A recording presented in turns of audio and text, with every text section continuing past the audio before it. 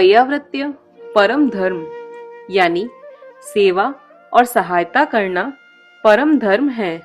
लेकिन क्या आज हम सच में दिल से किसी की सहायता करते हैं या किसी को खुश देखकर दुखी हो जाते हैं?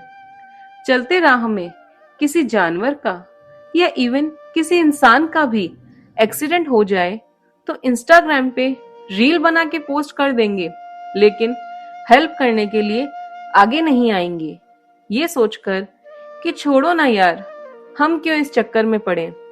यहाँ तक कि अपने पेरेंट्स को भी वृद्धाश्रम में छोड़ आने से पीछे नहीं हटते, क्योंकि ऑफ कोर्स हमें भी अपनी स्पेस चाहिए, प्राइवेसी चाहिए। हम क्या पूरी उम्र सेवा ही करते रहेंगे? हम अपनी लाइफ को अब एंजॉय करेंगे। तो चलिए इन सभी जिज्ञासाओं के लिए सुनते हैं एक कहानी, सेवा परम धर्म।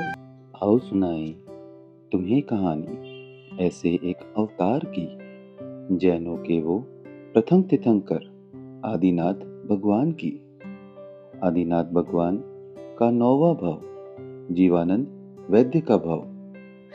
जीवानंद वैद्य अत्यंत निपुण वैद्य थे, एक एक्सपर्ट डॉक्टर। आयुर्वेद तथा सभी औषधियों का पूरा ज्ञान उन्होंने प्राप्त किया था। एक बार वो अपने घर में कुछ दोस्तों के साथ बातें कर रहे थे, तभी एक मुनिवर जिनका नाम था गुणाकर मुनि गोचरी के लिए पधारे।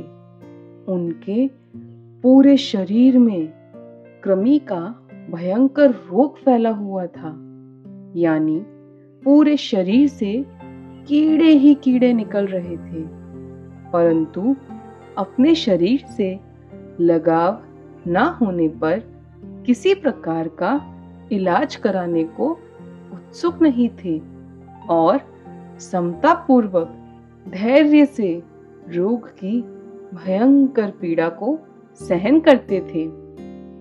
महात्मा की काया को रोगग्रस्त देख जीवानंद वैद्य की एक दोस्त ने कहा, परोपकार बुद्धि से चिकित्सा करने वाले वैद्य को धर्म, धन और यश तीनों की प्राप्ति होती है।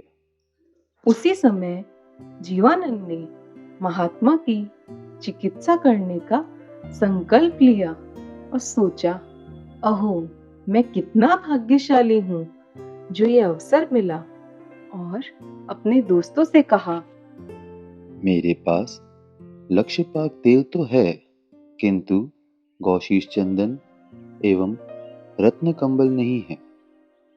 तुम ये 2 चीजें ले आओ तो मैं इनका इलाज कर सकूंगा।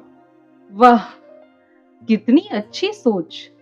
अगर आज हमें ऐसा कोई मिले जिसके शरीर में से कीड़े, खून या पस निकल रहा हो, तो क्या हम उसे देखना भी चाहेंगे? सेवा करना तो बहुत दूर की बात है, हमारा क्या रिएक्शन होगा, जस्ट इमेजिन। खैर आगे चलते हैं। ये सुनकर बाकी दोस्त बाजार गए और दोनों वस्तुओं का मूल्य पता किया। दुकानदार ने दोनों वस्तुओं का मूल्य 1-1 लाख सोने की मोहर बताया और पूछा, आपको ये क्यों चाहिए? दोस्तों ने कहा, हमें एक रोगग्रस्त महात्मा का इलाज करना है, इसलिए इन चीजों की जरूरत है। यह सुनकर दुकानदार बोला, आपको धन्यवाद है जो आपने सेवा की भावना पैदा की। आप ये 2 वस्तुएं खुशी से ले जाओ, इनका मूल्य चुकाने की कोई जरूरत नहीं है। मुनि की सेवा का इतना तो लाभ मुझे भी मिलना चाहिए। इस तरह पांचों दोस्त दोनों कीमती वस्तुएं लेकर जीवानंद के पास लौट आए और वट वृक्ष के नीचे कायोत्सर्ग में लीन मुनि भगवंत से विनती की, हे ध्यानमग्न मुनिवर, यद्यपि आप इस देह के प्रति निर्मम हो, फिर भी आपके ध्यान में थोड़ा अंतराय कर रहे हैं। आप अनुमति प्रदान करने की कृपा करें। मुनिवर की मूक सहमति प्राप्त कर उनका इलाज प्रारंभ किया गया। सर्वप्रथम लक्षपाक तेल लगाया, जिससे धीरे धीरे कृमि उनकी देह में से बाहर निकलने लगे। उसके बाद रत्न कंबल से उन्हें लपेटा, जिससे सारे कीड़े उसमें चिपक गए। उसके बाद धीरे से कंबल को झाड़ दिया और मुनिवर पर गोशीर्ष चंदन लगाया।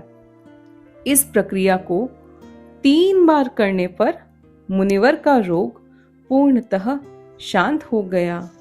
उसके बाद मुनिवर उन्हें आशीर्वचन देकर आगे विहार कर गए।